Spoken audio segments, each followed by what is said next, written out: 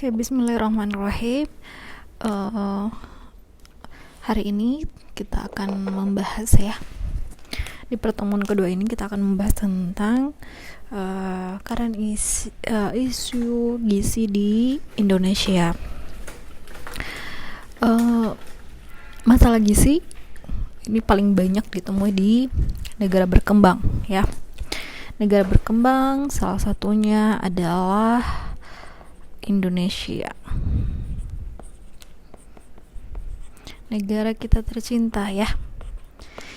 Negara Indonesia sebagai salah satu negara berkembang menghadapi berbagai macam problem ya, terutama di dalam dunia kesehatan.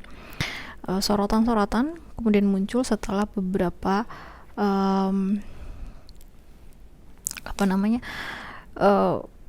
muncul pandemik yang muncul ya. Pernah dalam satu waktu ada satu daerah di Indonesia di wilayah timur itu terjadi pandemi gizi buruk ya. Namun sekarang sudah keadaan itu sudah membaik ya. Nah, ini akan kita bahas selama untuk pertemuan hari ini ya, tentang isu gizi di Indonesia ya. Apa saja masalah-masalah gizi yang biasa muncul di negara kita. Oke, sebelum Ibu lanjut penjelasan materi intinya terkait untuk materi hari ini, dan Ibu akan menyampaikan dulu terkait untuk materi ada kaitannya dengan materi minggu depan yang akan dibahas, yaitu mengenai intervensi gizi ya. Nah, ini ada hubungannya dengan materi hari ini. Oleh karena itu, Ibu sebelum menjelaskan, Ibu minta dulu ke kalian untuk tugas ya. Baru-baru masuk udah tugas ya. Tapi nggak apa-apa, ini tugasnya ringan aja. Ibu cuma pengen minta kalian membuatkan daftar makanan ya yang dikonsumsi, makanan dan minuman yang dikonsumsi selama 1 minggu ke depan ya. Jadi batasnya kalau kuliah kita kan hari Jumat, berarti sampai hari Kamis ya. 1 minggu ke depan yaitu sampai hari Kamis malam ya, Kamis malam. Jadi makannya kan 3 kali sehari ya. Yang 3 kali sehari berarti tuliskan pagi, siang, malam. Ya makannya cuma 2 kali sehari ada nggak ya? Tapi rata-rata kayaknya 3 kali ya. 3 kali sehari, yaitu sarapan, makan siang, dan makan malam, makan sore atau makan malam ya. Jadi Ibu minta kalian menuliskan daftarnya ya, mulai besok hari Sabtu, daftar makanan dan minuman yang kalian makan ketika sarapan, ketika makan siang, dan ketika makan malam, makan sore atau malam gitu ya. Makanan dan minuman ya. Jadi ada Sabtu, Ahad, Senin, Selasa, Rabu, Kamis gitu. Nanti hari Jumat disetorkan tugasnya melalui laman forum yang Ibu siapkan nantinya. Silakan dikumpulkan tugasnya ya. Seperti itu untuk tugasnya yang terkait dengan materi minggu depan. Oke, lanjut.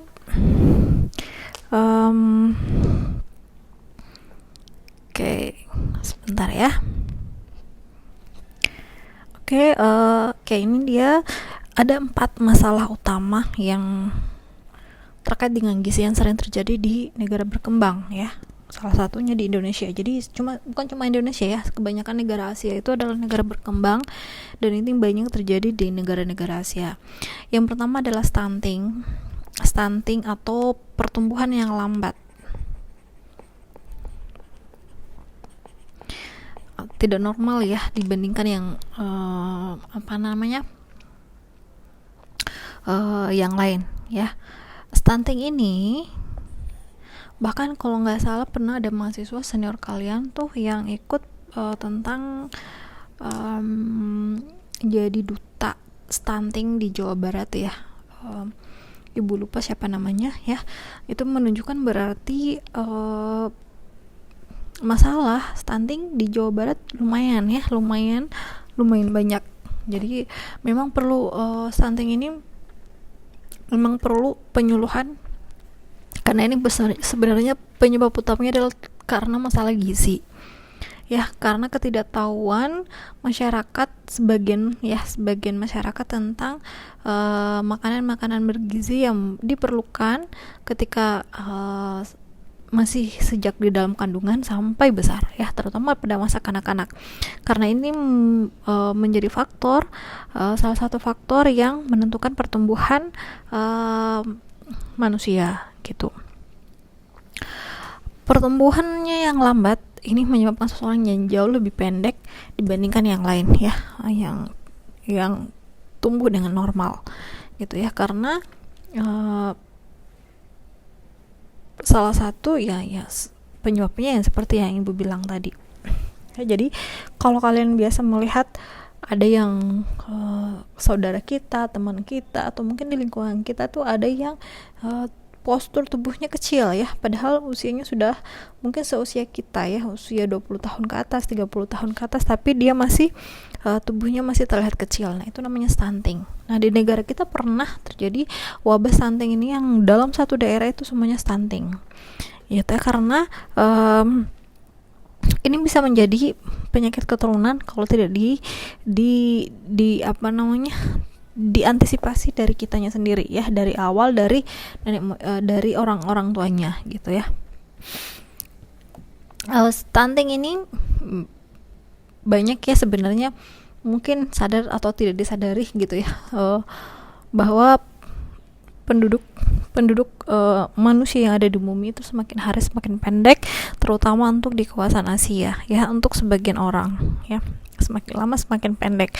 Nah, semuanya ini karena gaya hidup yang mulai berubah ya, dalam hal faktor mengkonsumsi makanan gitu. Oke, yang kedua adalah kurang gizi. Kurang gizi ini karena makanan yang masuk ke dalam tubuhnya tidak seimbang ya. Ada yang senang makan karbohidrat aja, ada yang senang makan protein aja, ada yang senang makannya jus-jusan aja atau vitamin dan mineral. Padahal untuk masalah gizi, makanan yang bergizi adalah makanan yang seimbang ya, antara karbohidrat, kandungan makanan yang mengandung karbohidrat, protein, ini ada hewani, ada nabati, kemudian ada vitamin dan mineral ya, kemudian ada lemak. Nah, ini harus seimbang ketika kita makan dalam satu kali makan ya, baik pagi, siang ataupun makan malam. Nah, makanan bergizi dengan makanan pengertian zaman dulu dengan sekarang, bedanya adalah ketika dulu ya, makanan bergizi itu ketika misalnya ada susunya, ada nasinya, ada ikan atau daging ya, kemudian ada apa lagi ya, sayuran ya. Kalau sekarang pengertiannya, makanan seimbang itu ketika semua komponen ini terpenuhi ya. Misalnya karbohidrat tidak hanya berasal dari nasi ya, ini kan sumber karbo, protein hewani, ini juga protein, ini vitamin dan mineral, bisa juga protein. Nah, sekarang kalau kita makan itu usahakan komponen ini ada ya, tidak harus karbohidrat itu tidak harus dari nasi ya, tidak harus nasi, bisa diganti dengan kentang, umbi-umbian ya, bisa dengan roti atau gandum. Nah, ini semua sumber karbohidrat. Makanannya proteinnya tidak harus dari ikan atau daging ya, bisa dari Ambil misalnya dari telur, ada tahu, ada tempe, ya tentu dengan kandungan protein yang berbeda-beda, ya. Kemudian sayur-sayuran, vitamin dan mineral, ya bisa ambil dari buah-buahan, sayur-sayuran yang disenengin, ya. Kemudian jangan lupa air mineral yang harus selalu lebih banyak kita minum dalam sehari, yaitu minimal 3 liter per hari untuk memenuhi kebutuhan air dalam tubuh kita. Kemudian apa? Harus minum susu? Nggak harus, karena nggak semua orang available atau bisa konsumsi susu sapi, ya. Ada yang alergis, sama halnya dengan ibu alergi terhadap susu sapi, ya, jadi nggak bisa. Jadi paling bisanya ya kayak dari kedelai itu, ya, susu kedelai gitu. Kemudian seperti itu, ya. Jadi Anda makan misalnya makan pagi burger, ada roti, ada daging-dagingnya di dalam, ada tomatnya, ada sayurannya, ya. Nah, ini sudah kemudian ditambah dengan jus, ya, tambah dengan air minum. Ini sudah dianggap bergizi. Ya, gizi udah mengandung gizi yang seimbang gitu. Atau Anda makan mie, bergizi enggak? Tentu bisa bergizi, bisa enggak. Ya, bergizi ketika makanannya kita tambahkan dengan sayuran, dengan daging. Kemudian makannya dengan apa? Dengan jus misalnya, dengan air putih yang banyak, ya. Gitu. Jadi tinggal mindset kita, ya. Pola makanan bergizi itu tergantung mindset kita, ya. Ada yang bilang, saya tidak bisa makan bergizi, Bu, saya tidak punya uang, keluarga saya tidak mampu. Siapa yang bilang, ya? Siapa bilang makanan bergizi hanya untuk orang-orang yang mampu? Ya, ini harus dirubah aja dulu pola gaya hidup dalam mengkonsumsi makanan, ya. Ketika orang punya uang 5.000, ini bisa menjadi makanan bergizi enggak? Ini tergantung, ya. Tergantung siapa yang akan menggunakan itu, gitu, ya. Ada yang orang yang kaya punya uang tapi tidak mampu membeli makanan bergizi. Kenapa? Dia hanya senang dengan makanan cepat saji misalnya, ya. Dimana makanan cepat saji itu tidak semua komponen makanan bergizi itu ada di dalamnya. Kemudian apakah dia punya 5.000 bisa makan makanan bergizi? Bisa. Ketika uang 5.000 itu dia pakai membeli misalnya untuk telur, untuk proteinnya, tahu, tempe, kemudian dipakai untuk sayuran 1 porsi, ya, beli buah, nah maka terpenuhilah makanan bergizi buat dirinya, ya. Kecuali Anda mindsetnya 5.000 buat apa sih, maka beli apa gitu, ya. Cuma bisa beli buat bubble gitu, atau si boba gitu, ya, atau seblak. Nah gitu, ya. Jadi tergantung mindset kita dalam hal mengkonsumsi makanan, ya. Jadi semua dipengaruhi oleh gaya hidup kita dalam mengkonsumsi makanan, gitu, ya. Nah, orang yang kurang gizi ini akan terlihat pada apakah akan terlihat pada badannya? Belum tentu. Orang yang gemuk bisa saja dia kurang gizi. Kenapa? Karena kebanyakan yang dikonsumsinya adalah makanan yang mengandung karbohidrat, sehingga proteinnya kurang, terus vitamin dan mineralnya kurang, air minumnya kurang, sehingga komponen makanan yang bergizi yang seimbang ini tidak terpenuhi, gitu. Sehingga dia bisa dikatakan dengan kurang gizi. Namun memang, ya, kebanyakan kurang gizi itu selalu dilihat dari tubuh yang kecil atau kurus. Ada yang berbadan kurus, biasanya selalu kamu kurang gizi, badannya kecil banget, ya kurang makan, gitu, ya. Padahal kurus itu ada dua hal juga ya. Kurus karena keturunan, memang dimana proses metabolisme dalam tubuhnya itu sangat cepat memproses makanan-makanan yang masuk, mengubahnya menjadi energi sehingga tidak ada cadangan lemak dalam tubuhnya. Sehingga dia makan banyak pun dia akan tetap terlihat kurus gitu. Ada yang memang kurus karena memang dia kurang makan ya. Jadi memang ada dua faktor ya, dua hal yang orang yang berbadan kurus itu, karena memang dia metabolismenya cepat, kemudian memang dia kurang makan ya, bisa dia kategorikan dalam kurang gizi. Oke. Kemudian setelahnya adalah ada gizi buruk. Gizi buruk ini ketika kurang gizi ini dibiarkan secara terus-menerus, secara terus-menerus ya, sehingga terjadilah gizi buruk gitu. Gizi buruk bisa dua, bisa dengan badan yang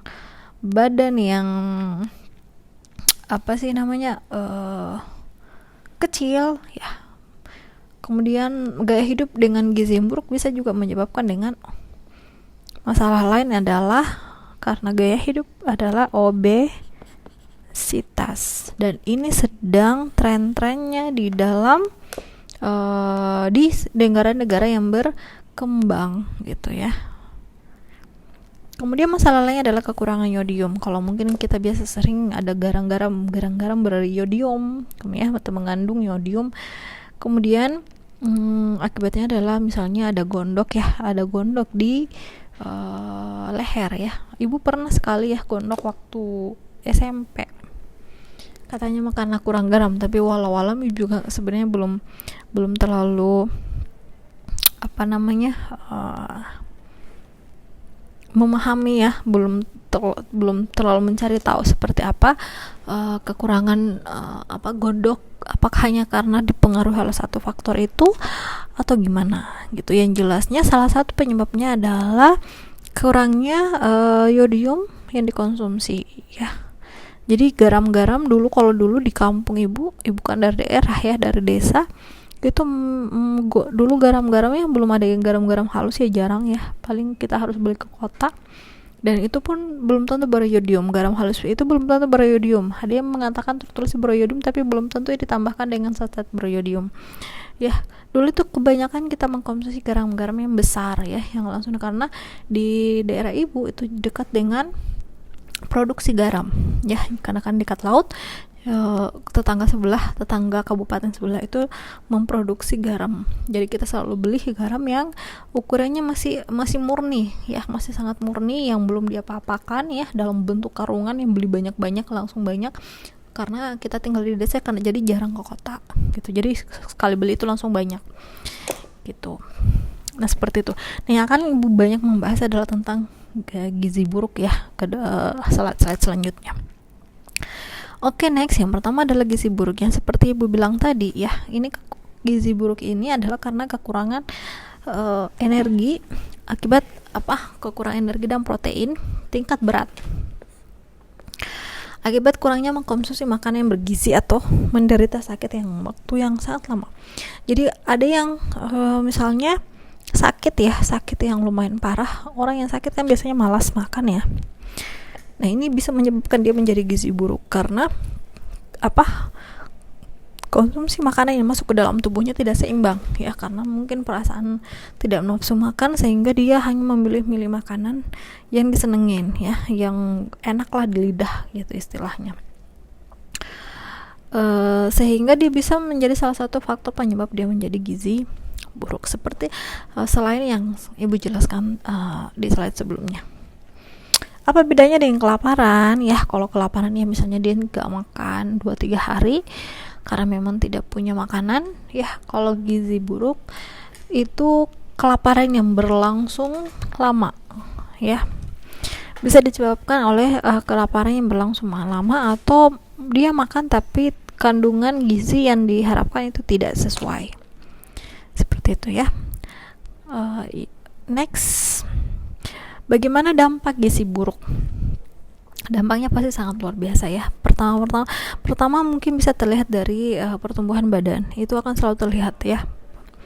Kemudian perkembangan mental anak sampai dewasa menjadi terhambat karena mental itu pusatnya di otak ya, perintahnya itu di otak. Ketika seseorang kekurangan gizi, maka kandungan-kandungan nutrisi yang harus ditransfer ke otak juga tidak sampai.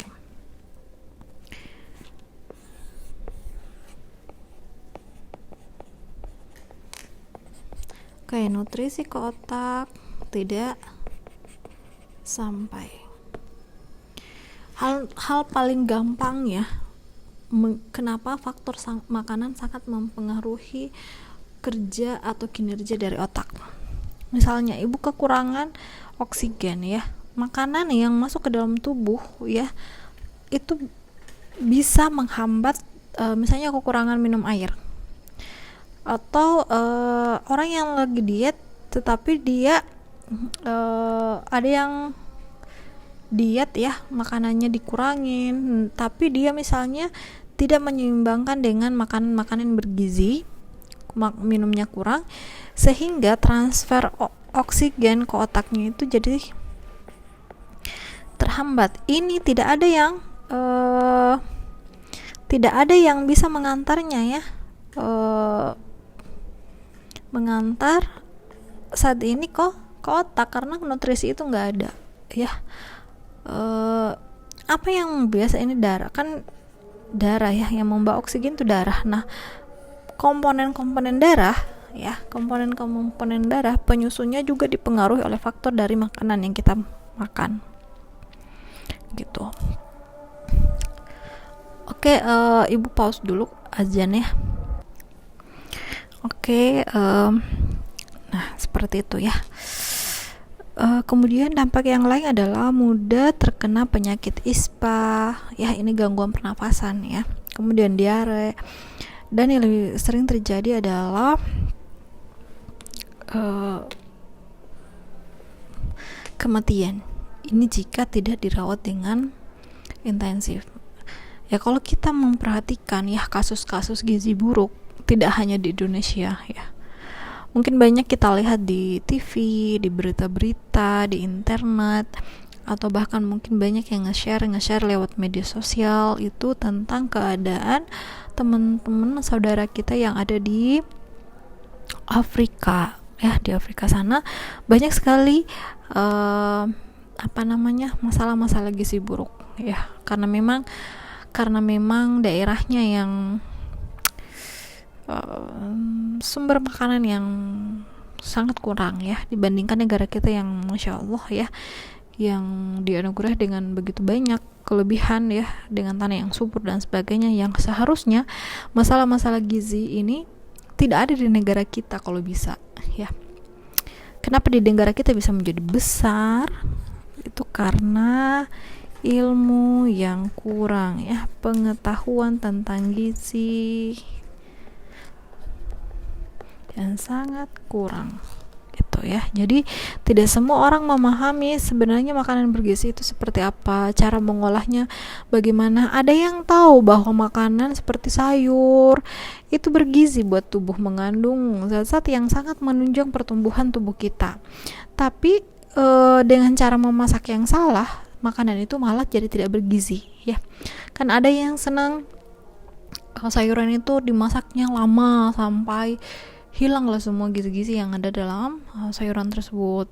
Ada juga yang makannya mentah ya, mentah-mentah banget. Itu juga sebenarnya kurang baik jika dikonsumsi berlebihan ya, terlalu banyak dan terlalu sering, karena di dalamnya ada bakteri-bakteri atau kuman-kuman yang cukup berbahaya jika masuk ke dalam tubuh kita gitu ya. Kemudian bagaimana mencegahnya? Ya, ini harus dicegah dari sejak di dalam kandungan ya. Bagi seorang ibu harus memberi makan makanan yang bergizi agar janin yang dikandungnya itu tumbuh dengan baik ya, mulai dari pembentukan organnya, tulang-tulangnya, bagian-bagian tubuh yang lain tumbuh dengan sempurna ya. Karena apabila kekurangan zat atau zat yang menunjang pertumbuhannya, pasti akan menjadi masalah di dalam pertumbuhan janin. Entah dia mengidap penyakit apa, entah bagian organnya kurang sempurna, tidak berfungsi dengan baik dan sebagainya. Itu bisa terjadi karena faktor dari makanan yang dimakan oleh ibu. Kemudian memberikan ASI eksklusif kepada anak, ya minimal 6 bulan itu memberikan ASI eksklusif, kemudian sampai 2 tahun. Ini yang diperintahkan oleh Allah dalam surat Al-Baqarah, ya. Nah, ini jika kita sanggup, seorang ibu itu sanggup, karena tidak semua ibu sanggup memberikan ASI selama 2 tahun, entah itu karena sakit, karena ASInya tidak berkurang, atau tidak keluar sama sekali. Itu bisa dengan alternatif yang lain, seperti mencarikan ibu susu untuk anak, atau memberikan susu pengganti untuk anak dengan kandungan gizi yang tidak jauh berbeda dengan ASI, ya. Tentu untuk menyamakan gizi yang ada pada ASI tidak sama dengan susu buatan, ya. Nah, kandungan gizi dalam ASI pun dipengaruhi oleh makanan yang dimakan atau diminum oleh sang ibu. Jadi benar-benar anak itu tergantung banget terhadap apa yang dimakan oleh sang ibu. Jadi ketika Anda nanti yang perempuan yang nanti kelak menjadi seorang ibu, tolong perhatikan makanan-makanan yang dikonsumsinya, karena itu akan sangat menentukan sel telur Anda, kualitas sel telur Anda, kemudian kualitas janin Anda, kualitas anak-anak Anda nantinya tumbuh kembangnya seperti apa. Karena ketika kita menjadi seorang ibu, itu tubuh kita tidak untuk diri kita sendiri, ya, tetapi ada yang makhluk lain yang diamanahkan kepada kita untuk kita berbagi nutrisi dengan tubuh kita, yaitu seorang ibu dan anaknya, gitu. Kemudian anak diberikan makanan yang bervariasi seimbang antara kandungan protein, lemak, vitamin dan mineralnya. Ini ketika MPASI, ya, makanan pendamping ASI. Umumnya di sebagian seorang ibu, ya, umumnya di lingkungan ibu-ibu. Lingkungan ibu-ibu tuh menganggap MPASI pertama atau makanan pertama yang dimakan seorang anak atau bayi setelah dia boleh setelah 6 bulan ASI, ya, 6 bulan atau 8 bulan ASI, itu pemahamannya ada yang mengatakan bahwa awal makan minggu pertama cukup berikan buah-buahan lunak seperti pisang, ya, yang dihancur-hancurkan. Ini berlangsung minggu kedua, boleh ditambah menjadi 2 jenis buah, minggu ketiga dan seterusnya. Nanti bulan kedua barulah boleh makan sayur-sayuran, ya, sayur-sayuran yang dihancurkan terus ditambah dengan bubur mungkin, ya. Nah, pemahaman ini sebenarnya tidak masalah, ya, cuma kurang tepat karena seseorang itu, baik manusia dewasa, bayi, itu memerlukan kandungan ASI yang seimbang, ya, kandungan gizi, makanan yang mengandung protein, lemak, vitamin dan mineral itu seimbang. Jadi bayi pun meskipun dia sudah baru akan MPASI, makanan harus mengandung protein, lemak, karbohidrat, mineral dalam 1 kali suapan. Apa bedanya dengan anak-anak dengan dewasa? Tentu dengan teksturnya dan porsinya yang berbeda. Kalau misalnya orang tuanya makannya 2 piring, maka bayinya cukup 1/5-nya, ya, cukup. Dia kalau baru-baru MPASI itu dia cuma sanggup makan 1 sendok 2 sendok aja, gitu, ya. Jadi nggak banyak. Jadi yang berbeda apa? Yaitu teksturnya dengan porsi banyak atau jumlah makanan yang masuk ke dalam tubuhnya. Itu aja bedanya, ya. Tidak ada perbedaan antara bayi, anak-anak dengan orang dewasa dalam hal kandungan atau makanan seimbang. Seperti itu. Kemudian rajin menimbang anak dan mengukur tinggi anak. Ini sebaiknya dilakukan 1 bulan, ya, 1 bulan sekali. Terus lihat, kalau misalnya dia statis itu ya nggak apa-apa, ya. Yang jadi masalah ketika berat badannya menjadi turun, gitu, ya.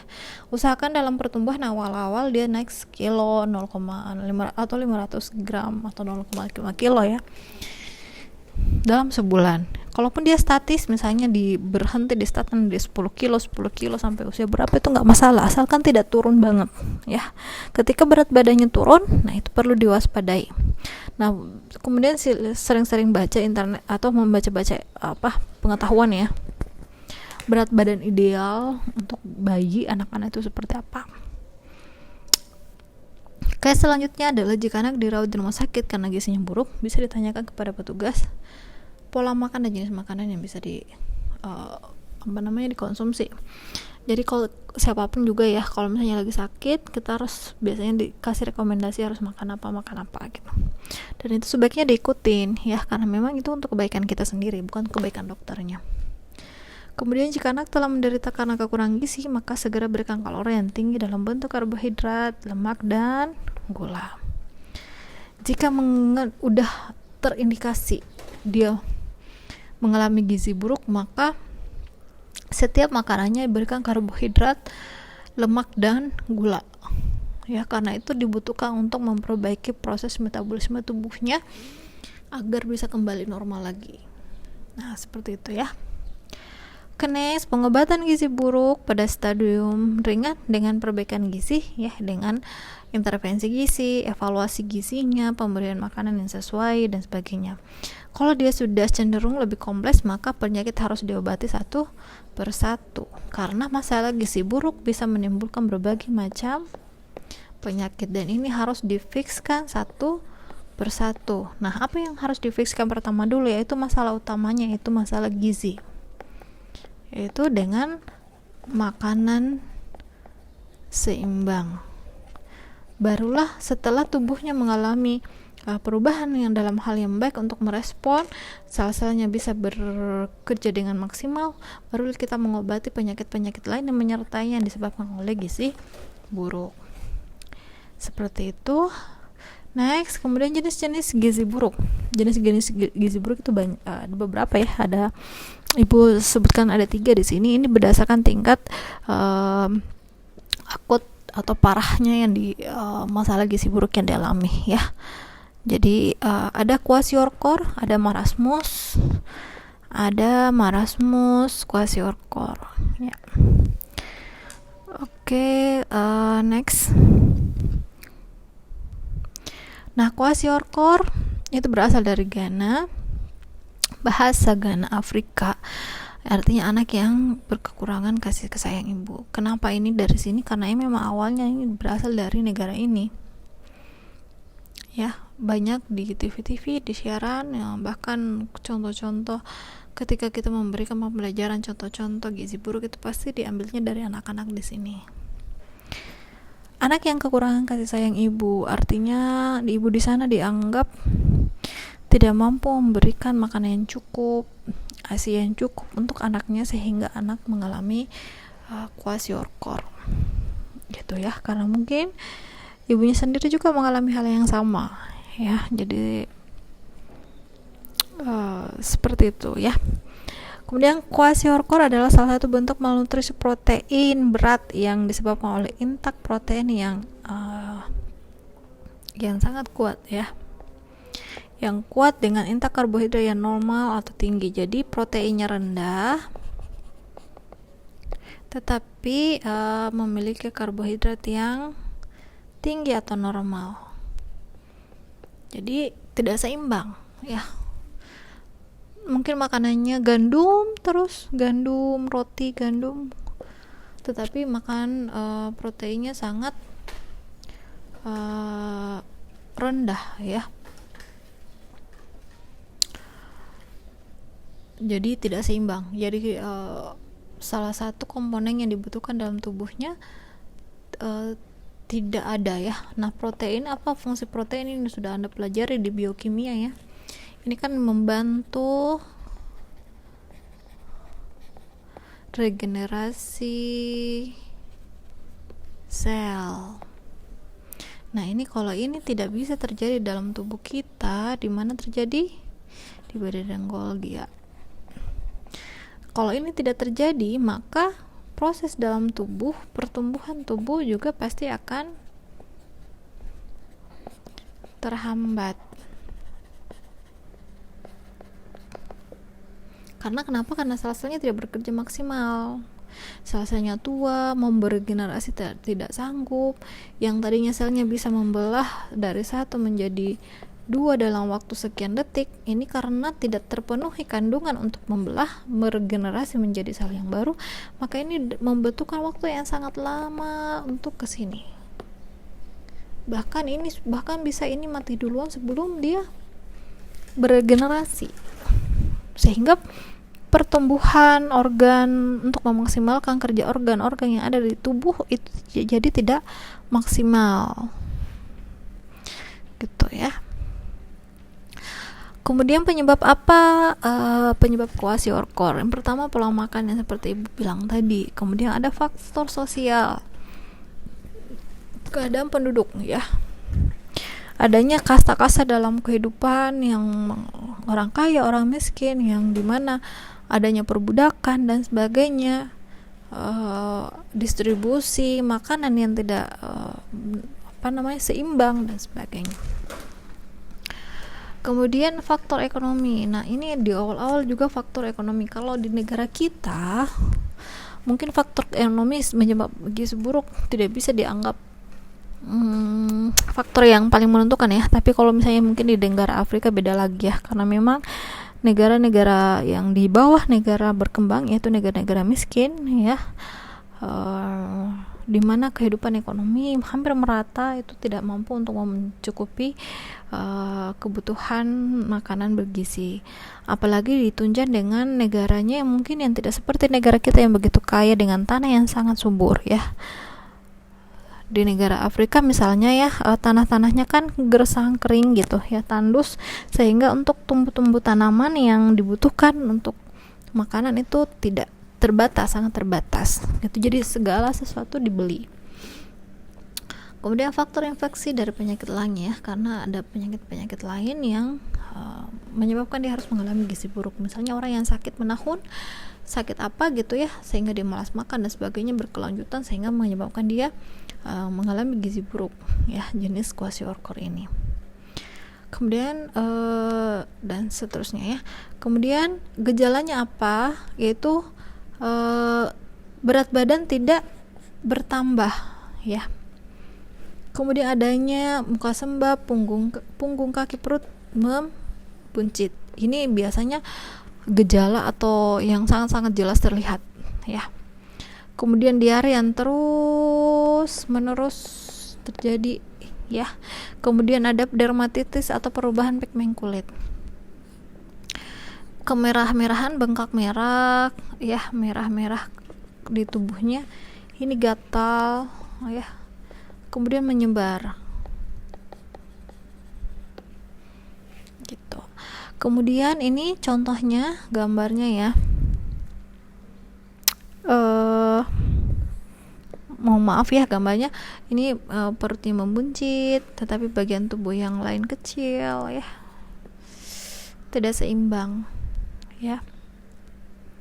Mudah-mudahan anak-anak kita ya, keturunan kita, keluarga, teman-teman sekitar kita, dan siapapun di dunia ini tidak ada lagi yang mengalami gizi buruk ya, karena salah satu faktor penyebab kematian tertinggi juga adalah karena disebabkan oleh gizi buruk ya. Amin ya robbal alamin. Gejala-gejala lain yaitu perubahan warna rambut ya, menjadi kemerahan dan mudah dicabut. Kenapa? Karena perubahan dari pigmen yang ada dalam kulit ya. Mudah dicabut karena kandungan sel-sel yang untuk memperkuat, menguatkan, meregenerasi, misalnya adanya luka, itu tidak berfungsi lagi karena kekurangannya protein ya, yang dimana berfungsi untuk meregenerasi sel. Penurunan massa otot yang menyebabkan tubuhnya menjadi kurus, perubahan mental ya, sama seperti yang ibu bilang tadi. Kemudian perubahan terjadi dalam perlemakan hati, gagal fungsi ginjal, dan anemia. Nah, anemia ini juga yang paling sering terjadi pada orang yang mengalami gizi buruk, karena ini kan juga faktor utamanya kan dari makanan juga ya, kekurangan kandungan zat besi sehingga menyebabkan dia anemia. Pada keadaan berat dapat mengakibatkan shock, koma, dan berakhir dengan kematian. Nah, jenis penyakit gizi buruk yang lain adalah marasmus ya. Marasmus ini tingkatan lebih di atas, satu tingkat di atas kwashiorkor ya, dimana dia tidak hanya kekurangan protein. Kalau kwashiorkor dia kekurangan protein ya. Kalau ini dia juga kekurangan dengan kalori. Nah, artinya protein dan karbo, lemak yang sumber kalori dia juga sangat kurang. Merupakan hasil akhir dari interaksi antara kekurangan makanan dan infeksi. Ya, jadi dia jadi penyakit ini tidak hanya karena kekurangan makanan, tapi juga karena ada penyakit yang lain sehingga menyebabkan penyakit marasmus. Penyebabnya adalah makanan yang kurang ya, dari makanan yang berprotein dan mengandung kalori yang tinggi. Kemudian adanya infeksi dari penyakit yang lama ya, terutama infeksi internal seperti ya contoh penyakitnya adalah misalnya pneumoniadan ya. Nah, ini penyakit yang menyerang pada bronkus atau paru-parunya. Oke.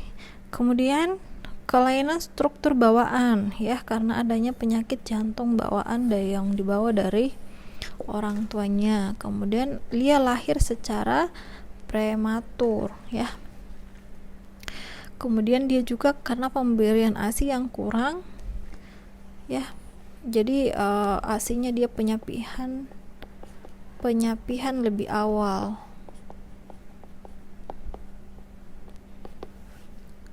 Kemudian penyebab yang lain adalah ini ya, pemberian ASI yang kurang ya tadi. Kemudian gangguan metabolik yaitu laktosa intolerance. Jadi orang yang laktosa ini biasanya yang alergi dengan susu ya, laktosa gula ya. Jadi dia tidak mampu bertoleransi dengan makanan yang mengandung laktosa ya. Contohnya adalah alergi terhadap susu sapi. Dia udah alergi dengan susu, kemudian dia juga tidak mengkonsumsi makanan lain penggantinya gitu ya. Kemudian adalah penyebab yang lain adalah tumor hipotalamus. Hipotalamus ini bagian kepala ya, yang kepala membesar. Ini disebabkan oleh tumor ya. Kemudian ada penyapihan yang lebih awal. Kemudian urbanisasi ini adalah perpindahan tempat ke tempat yang baru,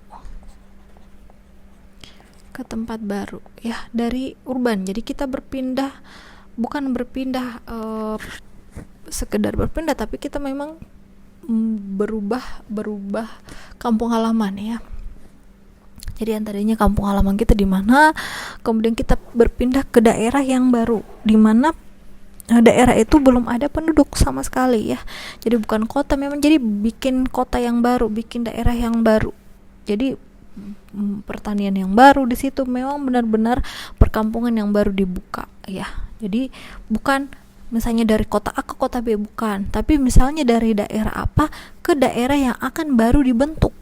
Jadi misalnya dari desa A kemudian pindah ke pulau kosong yang belum terjamah sama sekali.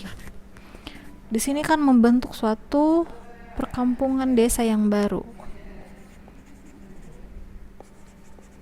Jadi mulai dari pertanian dan fasilitas-fasilitas sosial lain baru akan dibentuk gitu. Nah, ini bisa menyebabkan marasmus. Kenapa? Karena adanya pengadaptasi yang awal ya, mulai dari pola makan, mulai dari tata cara hidup, kebiasaan apa saja yang ada di sekitar gitu. Jangankan urbanisasi yang secara terjadi secara besar-besaran,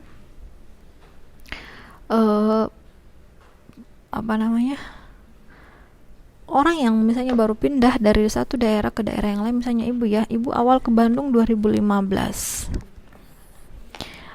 Kebiasaan ibu di sana ya, di timur, di Makassar, suka makanan yang tidak berbumbu kuat.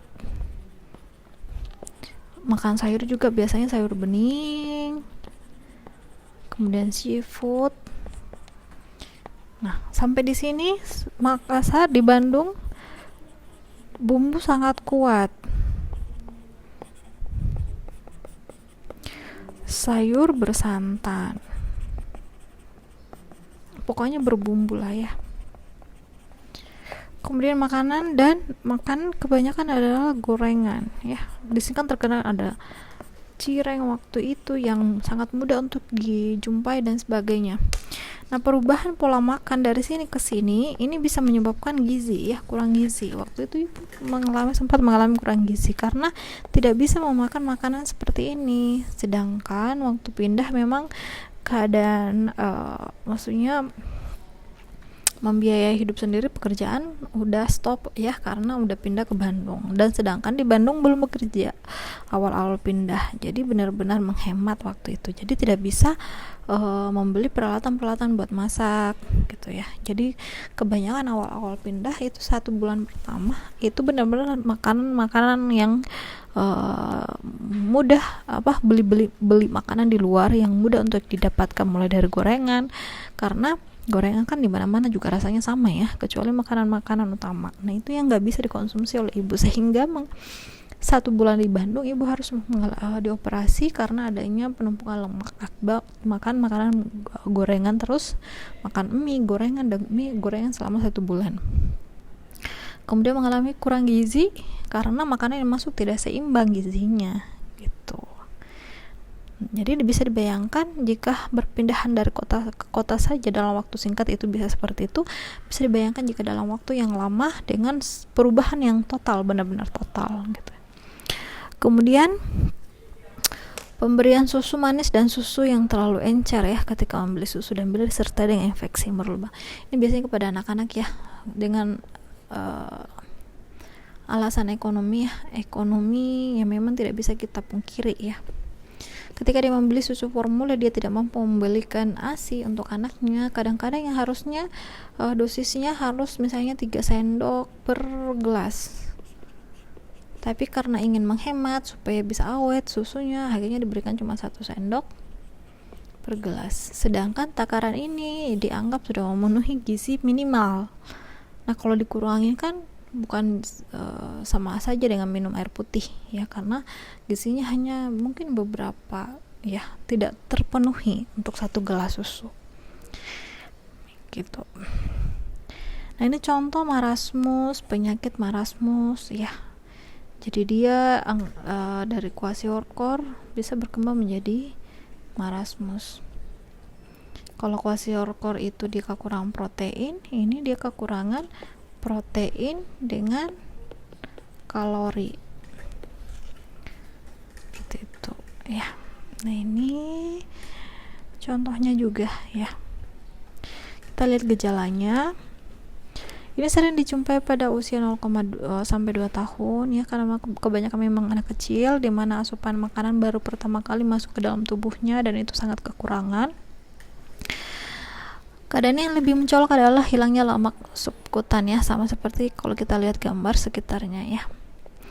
Ini harusnya banyak lemak di tubuhnya, tapi karena penyakit tersebut sehingga dia kehilangan, terutama pada bagian wajahnya. Kemudian wajahnya si anak menjadi lonjong, berkeriput dan tampak lebih tua. Lebih lonjong, berkeriput dan tampak lebih tua dari usianya. Otot-otot menjadi lemah bersamaan dengan hilangnya subkutan, maka anggota gerak terlihat seperti kulit dengan tulang. Jadi seperti tinggal kulit membungkus tulangnya.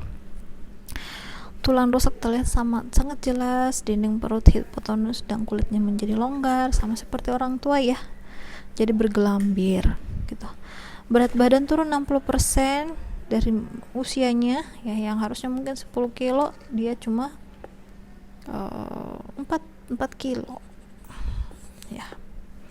Kemudian suhu tubuhnya rendah karena lapisan penahan panas hilang. Jadi lemak di dalam tubuh kita itu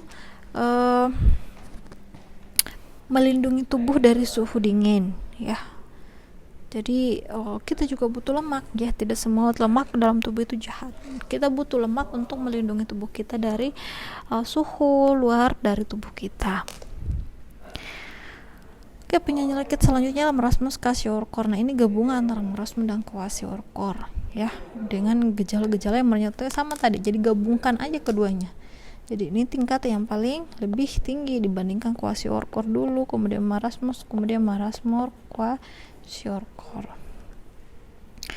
Gejalanya sama ya, hampir sama dengan yang Ibu sebutkan tadi, dan ini jauh lebih akut dibandingkan penyakit yang Ibu jelaskan tadi.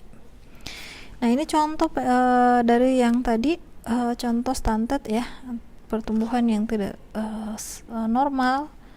Kemudian ini gondok ya, gondok karena kekurangan iodium. Kemudian kretinisme, pertumbuhan tubuh menjadi lebih kecil dibandingkan biasanya. Oke, tidak banyak ya yang Ibu jelaskan untuk hari ini ya. Ini tentang isu. Jadi untuk selebihnya informasi-informasi terkait bisa Anda searching lagi di internet, di buku-buku, jurnal. Nah, kalaupun ada pertanyaan terkait dengan materi, boleh silahkan di share pertanyaannya di forum yang Ibu sudah buat. Nanti insya Allah akan dijawab ketika ada waktu untuk menjawabnya ya. Insya Allah pasti akan dijawab ya, tapi tidak langsung dijawab seketika itu ya. Jadi silakan kalau ada yang kurang jelas boleh bertanya ya. Nah, ini slide terakhir bisa dibaca aja ya, penanggulangan masalah gizi dan sebagainya. Nah, ini akan kita bahas juga nanti di materi minggu depan. Demikian untuk hari ini penjelasan tentang isu gizi di Indonesia. Mudah-mudahan bermanfaat, terutama untuk Ibu pribadi dan kita semua. Terima kasih sudah menyimak penjelasan Ibu. Barakallahu fikum. Assalamualaikum warahmatullahi wabarakatuh.